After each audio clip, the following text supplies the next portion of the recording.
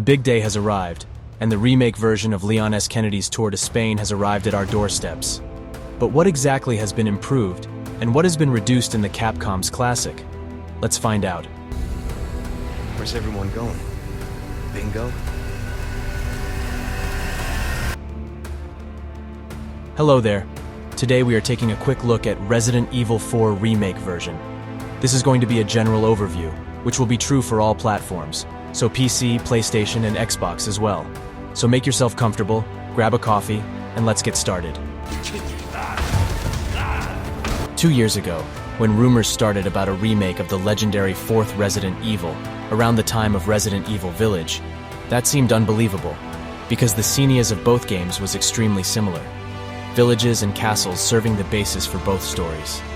Then the first pictures and videos of the remastered Resident Evil 4 arrived, and we had to admit that the game, dreamt up once again on the screen with dark tones, might still have some nostalgic charm. And now, we finally understood why the cliched Hollywood movie story notwithstanding, the 2005 horror adventure that left the classic zombies in the background was such a hit, into which even those who were once discouraged from playing by the terrible PC handling can now plunge with peace of mind. Anyway, Resident Evil 4 Remake came, saw, and conquered. This is a fact. Let's see what the reason for this is. Several years after the incident in Raccoon City, Leon S. Kennedy, the big hero, is driving towards an unnamed village in the back of Beyond in Spain with 2 local policemen. Leon has become a trusted member of the President of the United States over the past half-decade, so it's no wonder he was sent to find the President's missing daughter, Ashley. However, the seemingly harmless opening quickly turns into a horror show when Leon's travel companion disappears, leaving the car behind to search for him. And now that is the beginning of an adventure lasting more than 20 hours.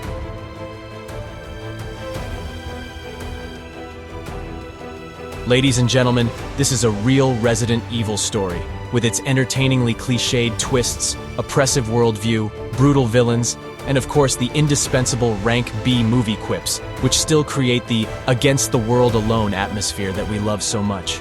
Make no mistake, this is horror at its best, which despite its absurdity, plunges our heads deep into this bizarre fantasy, and we will enjoy struggling in the whirlwind of pitchfork-wielding villagers, Spanish-speaking cultists, and grotesque monsters, while investigating the traces of the new virus from the local mine, Las Plagas.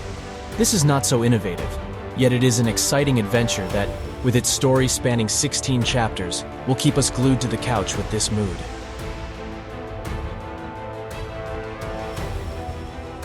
The main source of the shivers is the beautifully rebuilt world that captivates us in almost every moment. It's clear that the creators put serious effort into creating the oppressive atmosphere, improving the familiar setting with small yet atmospheric modifications and new areas. Reflecting puddles, misty landscapes, eerie torchlight, hovering crows, and the first sunny patch after the improving rain make the environment come to life.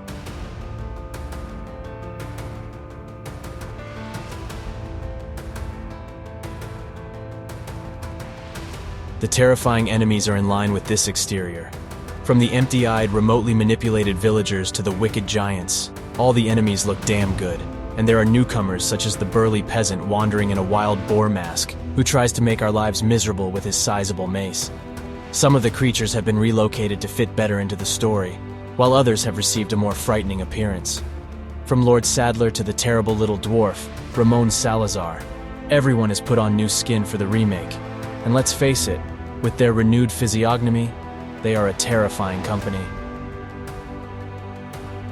Our allies have also been improved with similar care, so the cunning Luis, the ever-mysterious sexy Ada, or Ashley, who has become a little more conservative in her clothing but still enchants our hero with her huge baby eyes, now play significantly larger roles. Ashley's role has grown too, as she not only follows us behind or further away, but also helps to solve certain puzzles. Moreover, by climbing higher places, she can even open doors for us.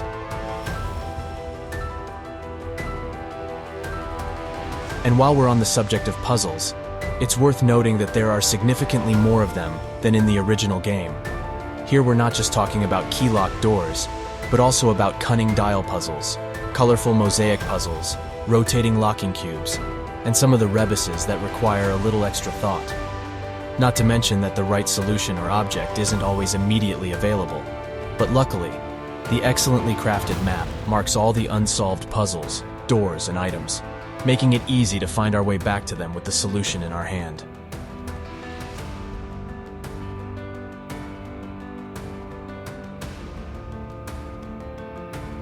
Not only has the world become more beautiful, but the game itself has also become more modern, leaving behind many of its now uncomfortable solutions. Many will surely remember, for example, that Leon was unable to move while using a weapon, but the remake has addressed this problem. Our hero can finally move, shoot, and kick down stumbling locals all at once. And a knife that is also suitable for opening boxes and enemies' skulls is included in the remaster.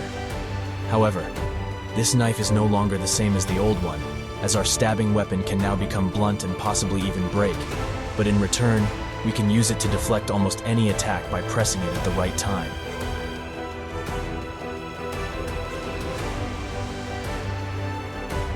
This time, Leon doesn't have to fight the whole crowds every time. Now we can sneak around if necessary. This is not only useful for sneaking up on unsuspecting enemies, but it also makes it harder for them to notice us. Needless to say, this is very useful against horrors like the Garrador, a mini-boss armed with spikes, which can kill blindly in the dungeons. It's now common to move while aiming, but they've also made combat easier in other ways. Sneaking has been added, which allows you to sneak up behind grumbling locals and put a knife to their throat. Not bad, but once they notice you, the whole village will attack you.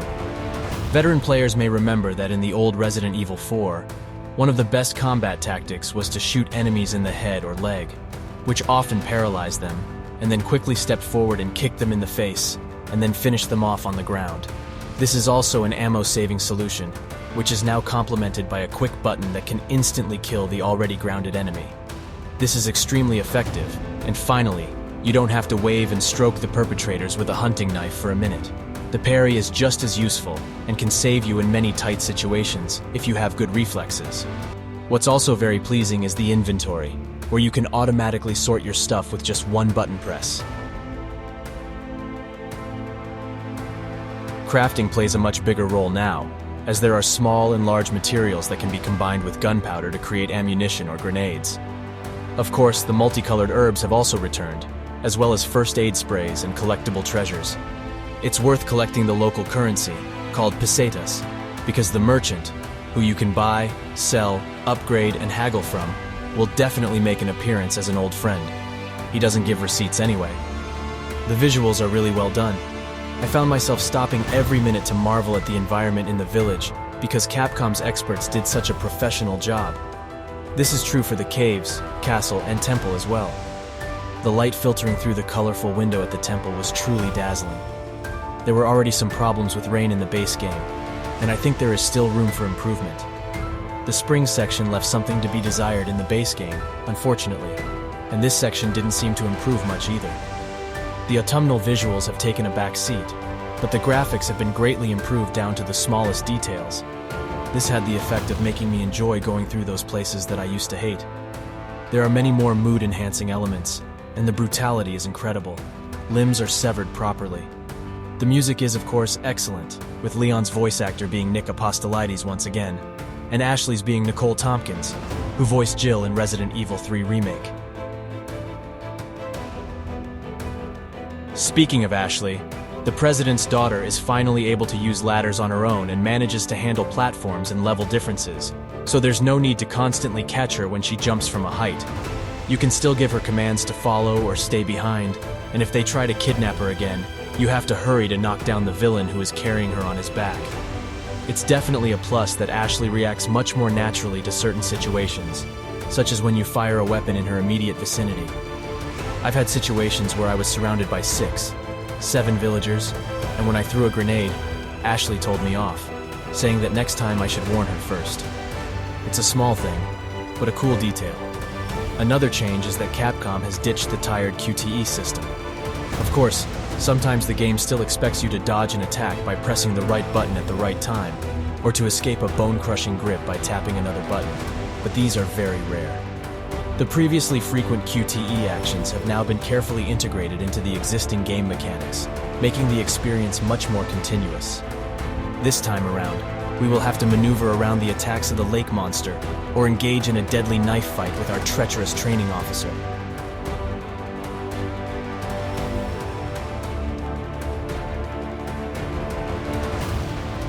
Obviously, there is no Resident Evil 4 without the mysterious merchant, who always seems to be one step ahead of us, trying to sell us his goods from behind his counter in some devilish way.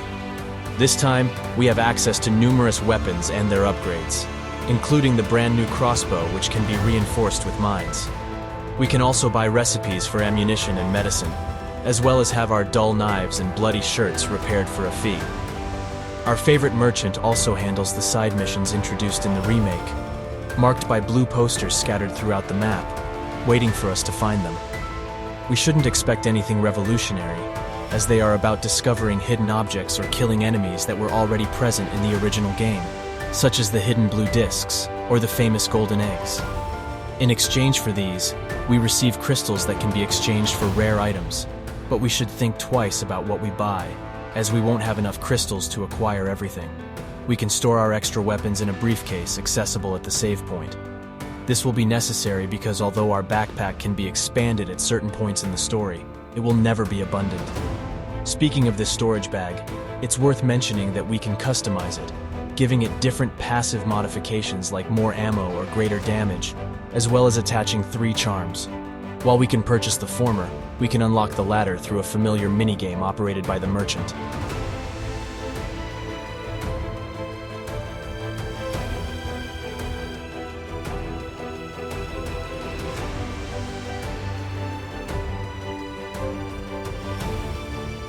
To sum up, Resident Evil 4 Remake is a fantastic and enjoyable experience that will keep us glued to the couch for over 20 hours. Despite seeing the stereotypical characters, the twists in the story, and the bizarre sights of the dark world, we won't be bothered by them for a minute because playing the game is just fun. With its beautiful graphics, excellent atmosphere, tricky puzzles, and occasionally challenging battles, it's easy to forget that this is actually a 2005 game remake, as the developers have hidden enough novelties in it to surprise even veteran players. Capcom is heading in the right direction with the Resident Evil innovations, and we hope that a possible 5th installment will receive similar love.